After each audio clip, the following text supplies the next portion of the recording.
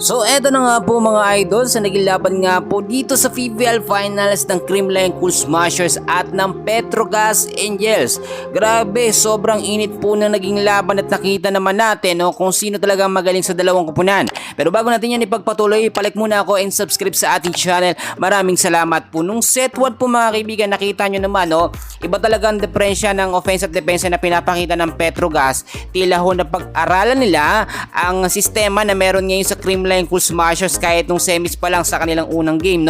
Nakita nyo naman, panalo agad ang Petrogas sa set 1 sa score na 17 ng CCS, 25 naman ng Petrogas Angels. Pero kung titignan ho ninyo, sa starting 6 lineup nga po ng CCS, nandiyan si Pangs Panaga, si BDL, si Tots Carlos, Kyle Negrito, Bernadette Pons at Alyssa Valdez. Wala ho sa starting lineup si Gemma Galasa pero ginamit naman nung mga sumunod po na set. So nakita naman natin pagdating ng set 2, naging consistent po ang galawan ng Petrogas Angels. Sinasabi ko sa inyo mga kaibigan, ang CCS ho kasi talagang kapag ka napag-aralan ng sistemang ginagamit, madali silang natatalo. Paulit-ulit lang din kasi ang nagiging rotasyon.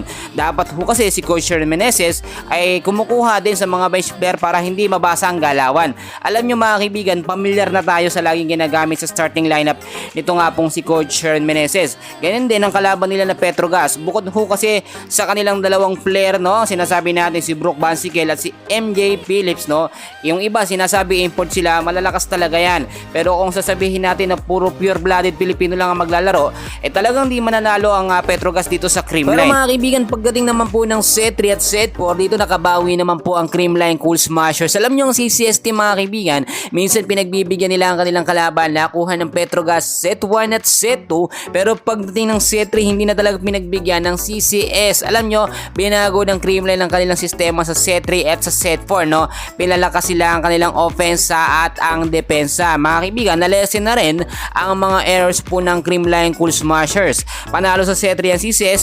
Pagdating naman po ng set 4, intense and crucial talaga, at nakita nyo, ilang puntos na rin ang kalamangan sa early game pa lang mga set 4 dito nga po sa CCS at sa Petrogas. Ang CCS kasi mga kaibigan, napansin natin habang tumatagal ang laban, mas gumagaling sila, mas nai-improve ang kanilang skills, at mas nagkakaroon ng chemistry at momentum sa loob po ng court. Ang Creamline Cool Smashers mga kaibigan, nakita natin ang kulang lamang yung maayos po na rotasyon. Pero kung may improve po yan, talagang napakahirap talunin ng Creamline Cool Smashers. At para sa akin, mas malakas pa rin ang depensa o sistema na meron ngayon dito sa CCS kung ikukumpara natin sa Petrogas Angels.